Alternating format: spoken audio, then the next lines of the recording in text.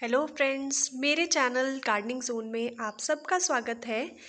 आज जिस प्लांट के बारे में हम बात करेंगे उसे क्रिसैंथेमम कहते हैं और जिसे आम भाषा में गुलदाउदी कहा जाता है। इस प्लांट की कटिंग किस तरह से लेनी है, सबसे पहले उसके बारे में बात कर लेते हैं। फिर जैसे जैसे वीडियो में आगे बढ़ेंगे मैं आपके साथ इसकी जानकारी शेयर करती जाऊँगी।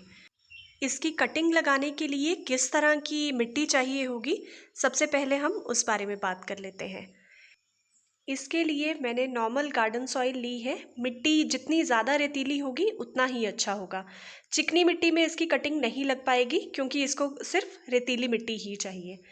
और ये मैं फंगीसाइड ले रही हूँ, करीब 2 चम्मच फंगीसाइड मैं पानी में घोल के अच्छे से पहले ही मिट्टी को गीला कर लूँगी। फंगीसाइड का पानी देना इसलिए ज़रूरी है ताकि जो कटिंग आप लगा रहे हैं उसकी जो रूट है उसमें फंगस अटैक बिल्कुल भी ना हो। मैक्सिमम लोगों के साथ यही प्रॉब्लम आती है कि वो कटिंग लगाते हैं लेकिन कटिंग जो है वो या तो गल सड़ जाती है या फिर नीचे से उसमें फंगस अटैक हो जाता है। तो इस चीज़ का ध्यान रखें। अब इस ब्लेड को हम सैनिटाइज कर लेंगे और कटिंग लेना स्टार्ट करेंगे। कटिंग लेते वक्त इस बात का ध्यान रखिए कि कटिंग जो है कम से कम 3 से 4 इंच की होनी चाहिए। इस तरह से आप प्लांट से ऊपरी हिस्से से जितनी कटिंग्स हो सके उतनी कटिंग्स निकालिए। जब तक मैं बाकी की कटिंग्स निकालती हूँ, चलिए इस प्लांट के बारे में कुछ ज़रूरी बातें जान लेते हैं। दोस्तों, ये प्लांट जो है ये विंटर में खिलने वाला प्लांट है, सर्दियों में खिलने वाला। तो इसको धूप जो है वो बहुत ज़्यादा पसंद है। इसे पानी देते वक्त एक बात का खास ख्याल रखें कि कभी भी पानी ऊपर से स्प्रिंकल ना करें क्योंकि इसके फूल होते हैं वो गुच्छे में होते हैं और पानी अंदर अगर रह जाएगा उसके तो सबसे ज़्यादा इस प्लांट पे एफिड्स का अटैक होता है। काले काले से छोटे छोटे से कीड़े देखे होंगे आपने प्लांट में, उन्हें एफिड्स कहते हैं। तो इसमें एफिड्स का अटैक सबसे पहले हो जाता है। तो इस बात का खास ख्याल रखें, पानी हमेशा गमले की सतह पे दें, ऊपर से स्प्रिंकल ना करें। एक और बात का ध्यान रखिए कि इस प्लांट को बहुत ज़्यादा फर्टिलाइज़र की ज़रूरत नहीं होती है। अगर आप NPK फर्टिलाइज़र के ग्रैन्यूल्स यूज़ कर रहे हैं तो 10 से 12 ग्रैन्यूल्स प्लांट की जो मिट्टी है उसकी सतह पर डाल दें, उससे ज़्यादा इसको फर्टिलाइज़र की ज़रूरत नहीं होगी। और अगर आप घर का बना हुआ कंपोस्ट ही यूज़ कर रहे हैं तो सॉइल मिक्स जो है उसमें 90% के आसपास आप सॉइल रखिए और सिर्फ 10% फर्टिलाइज़र मिक्स कीजिए। उससे ज़्यादा अगर आप फर्टिलाइज़र इसमें डालेंगे तो प्रॉब्लम ये होती है कि उसके जो जड़ें हैं वो ख़राब हो जाएंगी या फिर उसमें फ्लावर्स जो हैं उतने ज़्यादा अच्छे से नहीं आएंगे। तो इस बात का खास ख्याल रखिए। काफ़ी कटिंग्स मैंने निकाल ली हैं, तो चलिए अब इन्हें मिट्टी में लगा लेते हैं। मिट्टी मैंने पहले से ही गीली करके रखी हुई है, तो अब मैं स्क्रू ड्राइवर से इसमें थोड़े थोड़े छेद बना लूँगी ताकि जो रूटिंग हार्मोन है वो सीधा जड़ वाली जगह पे ही रहे, ऊपरी सतह पे ना आए। अब कटिंग को मैं लेके पहले पानी में डिप करूँगी और फिर उसके बाद रूटिंग हार्मोन लगा के उसको मिट्टी में दबा दूँगी अच्छे से। अगर आपके पास रूटिंग हार्मोन नहीं है तो जो घर में हमारे दालचीनी होती है, आप उसे पीस के दालचीनी का पाउडर भी रूटिंग हार्मोन की जगह पे यूज़ कर सकते हैं। इस तरह से मैं सारी कटिंग्स को इस ट्रे में अच्छे से लगा दूंगी। बस नीचे के हिस्से पे पानी लगाइए, रूटिंग हार्मोन लगाइए उसके साथ और उसे अच्छे से दबा दीजिए ताकि हवा जाने का स्पेस बिल्कुल ना रहे। अच्छे से मिट्टी उसके आसपास डाल दीजिए। अब आगे बात करते हैं इस फ्लावर के बारे में। तो इसके बारे में मैं आपको एक बात बताऊं, ये प्लांट जो है ये फ्लावर शोज़ के लिए भी सिलेक्ट किया जाता है क्योंकि इसमें बहुत सारे फूल आते हैं अगर आप इसकी अच्छे से पिंचिंग करते रहें। जुलाई के महीने से अगर आप शुरुआत करते हैं तो नवंबर दिसंबर तक आते आते अगर आप हर 15 दिन में एक बार इसकी पिंचिंग करेंगे तो आप यकीन मानिए आपके पौधे में बहुत सारे फूल आएंगे क्योंकि जितना आप इसकी पिंचिंग करेंगे उतनी ज़्यादा इसकी ब्रांचेस ज़्यादा ग्रो करेंगी और उतने ही इसमें फ्लावर के बड्स बनेंगे। ये प्लांट जो है वो 2 से 2.5 फीट की हाइट ले लेता है और सर्दियों के टाइम पे तो इसमें खूब सारे फूल आएंगे, लेकिन जब गर्मियों का सीज़न आएगा तो मेक श्योर कि आप इसको किसी छाया वाली जगह में शिफ्ट कर दें क्योंकि उस टाइम पे इसकी फ्लावरिंग नहीं हो रही होगी और प्लांट जो है वो छाया में रहे तो ज़्यादा बेटर रहेगा। और इस तरह से आप कटिंग्स उसमें से अगर निकाल लेंगे तो आप नेक्स्ट सीज़न के लिए इसको सेव कर सकते हैं। ये प्लांट जो है वो 3 से 4 साल के लिए ही रह पाता है, लेकिन अगर आप इस तरह से इसकी कटिंग्स निकालते रहेंगे तो आपके पास एक ही प्लांट से कितने सारे प्लांट्स हमेशा बनते रहेंगे, आपको दोबारा प्लांट लाने की ज़रूरत नहीं पड़ेगी। इस तरह से मैंने सारी कटिंग्स जो हैं उनको अच्छे से इस ट्रे में सेट करके लगा दिया है और अब मैं इसे सेमी शेडेड एरिया में शिफ्ट कर दूंगी। मेक श्योर कि आप इसे सेमी शेड में ही रखें और इसकी मिट्टी में नमी बनाए रखें। उसके लिए स्प्रिंकलर से रोज़ इसमें पानी स्प्रिंकल करते रहें, वरना आपकी कटिंग्स जो हैं वो मुरझा जाएंगी। इस तरह से 15 से 20 दिन हमें इसे रखना होगा और 20 दिन के बाद फिर हम चेक करेंगे कि क्या रिजल्ट्स आए हैं इसमें। चलिए देख लेते हैं 20 दिन के बाद किस तरह की रूटिंग हुई है हमारी कटिंग्स में।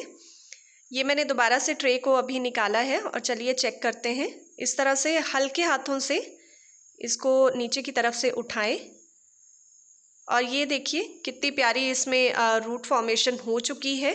बहुत ही हेल्दी रूट्स आई हैं इसमें। इस तरह से मैं बाकी के प्लांट्स को भी निकाल के आपको दिखाती हूँ। ये देखिए इसमें भी अच्छी रूट्स आ चुकी हैं। अगर आप ये method step by step follow करेंगे तो आपकी जो कटिंग्स हैं उनमें 100% रूट की ग्रोथ होगी ही होगी। कोई भी स्टेप इसमें मिस मत कीजिए। और प्लांट को जो है अभी मैं रीपॉट करूँगी इसको एक 4 इंच के पॉट में। बस उसके बाद इसको एफिड्स के अटैक से बचा के रखिए। जैसा कि मैंने पहले भी बताया था, इस पर एफिड्स लग जाते हैं।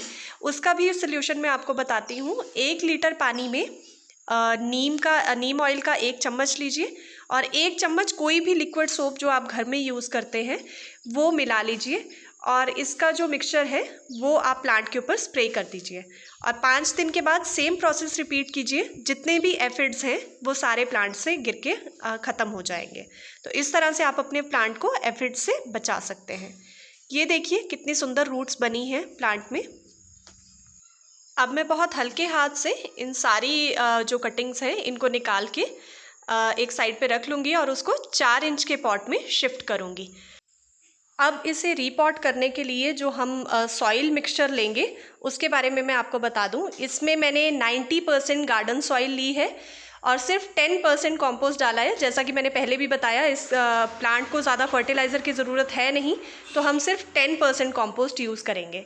और इस मिक्सचर में मैंने 2 टेबलस्पून जो है वो फंगिसाइड यूज़ किया है ताकि जो प्लांट है उस पर फंगस अटैक ना हो।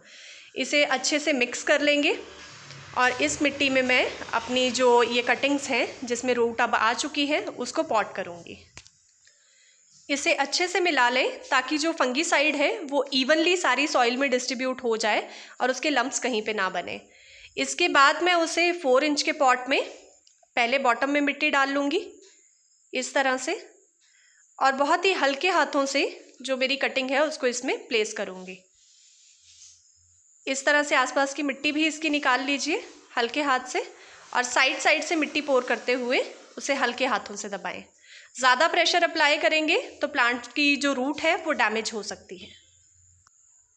इस प्लांट में आप जो मस्टर्ड केक का फर्टिलाइज़र होता है जिसे हम सरसों की खली भी कहते हैं वो भी इस्तेमाल कर सकते हैं, बट इस बात का ध्यान रखिए कि जो फर्टिलाइज़र है वो लिक्विड फॉर्म में दीजिए। अगर आप उसको बिल्कुल ड्राई फॉर्म में इस पर डाल देंगे तो इसकी जो पौधे की पत्तियां हैं वो बिल्कुल काली पड़ जाएंगी।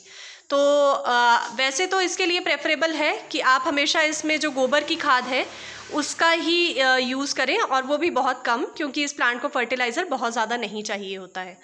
अब इस तरह से बाकी की जो कटिंग्स हैं मैं उनको भी इस 4 इंच पॉट में लगा के सारी कटिंग्स को तैयार कर लूँगी। इन सभी पौधों को पॉट करने के बाद मैं दोबारा से इसे शेडेड एरिया में ही शिफ्ट करूंगी, क्योंकि अभी अभी प्लांट को जो है हमने एक ट्रे से निकाल के छोटे से पॉट में शिफ्ट किया है। उसके बाद 6-7 दिन इसे शेडेड एरिया में रखने के बाद मैं इसको सेमी शेड एरिया में शिफ्ट करूंगी, जहाँ पे इसके ऊपर हल्की धूप पड़े। बिल्कुल तेज़ धूप में इसको शिफ्ट ना करें वरना आपका पौधा ख़राब हो सकता है। और पानी में इसके हमेशा नमी बनी रहनी चाहिए, क्योंकि अगर आप मिट्टी को सूखा रहने देंगे तो आपका पौधा जो है वो मुरझा जाएगा। तो शुरुआत के दिनों में अभी पॉटिंग के बाद इसको शेड में रखें, देन 6-7 दिनों के बाद इसको सेमी शेड एरिया में शिफ्ट कर दें। सारे प्लांट्स को पॉट करने के बाद मैं स्प्रिंकलर से इसमें पानी स्प्रे करूंगी, क्योंकि पौधा अभी बहुत छोटा है तो हम डायरेक्टली उसके ऊपर पानी नहीं पोर करेंगे। स्प्रिंकलर से हल्की हल्की सी बौछार देंगे इसके ऊपर पानी की। और इसको मैं अब शेडेड एरिया में शिफ्ट कर दूंगी। और फिर जब ये प्लांट कम से कम 10 से 12 इंच की हाइट पकड़ लेगा तो मैं इसको फिर से रिपॉट करूंगी एक 6 इंच के बड़े पॉट में। उसके बाद ये प्लांट जो है फ्लावरिंग के लिए तैयार हो जाएगा। ये पौधे बड़े होके किस तरह से तैयार हुए हैं वो दिखाने से पहले मैं एक बार आपसे फिर से रिक्वेस्ट करूंगी, अगर मेरे वीडियोस आपको अच्छे लगे तो प्लीज़ मेरे चैनल को लाइक, सब्सक्राइब और शेयर करें। और अगर कोई भी सजेशंस हो तो प्लीज़ कमेंट बॉक्स में लिखें। अब देखते हैं फाइनली इसमें किस तरह के फ्लावर्स आए हैं। ये मेरा पीला वाला गुलदौदी है जो मैंने पॉट किया था, और दूसरा गुलदौदी जो है वो सफ़ेद रंग का है। वैसे तो इसकी 100 से 150 वैरायटीज़ होती हैं, बट मैंने सफ़ेद और पीले की कटिंग लगाई थी। तो मिलते हैं फ्रेंड्स नेक्स्ट वीडियो में, तब तक के लिए बाय बाय।